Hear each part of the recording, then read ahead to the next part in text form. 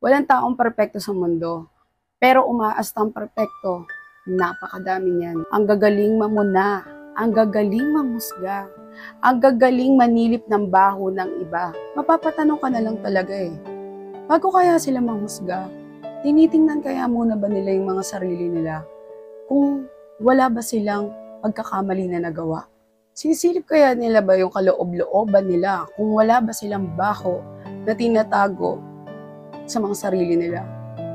Kasi 'di ba kung umasta sila, parang kala mo perpektong nila lang. Grabe kung manglait at manghusga ng kapwa nila. Ang hihilig manilip ng buhay ng iba. Apektado sa buhay ng iba na dapat ay sariling buhay nila ang inaatupag nila. Sa bagay, ano pa nga ba magagawa natin? Nandito tayo sa mundo na mapanghusga. Kaya dapat pag-aralan mo at matutunan mo mawalan ng pake at hindi dumedepende sa sinasabi ng iba. Dahil pag nagpa-apekto ka, talo ka.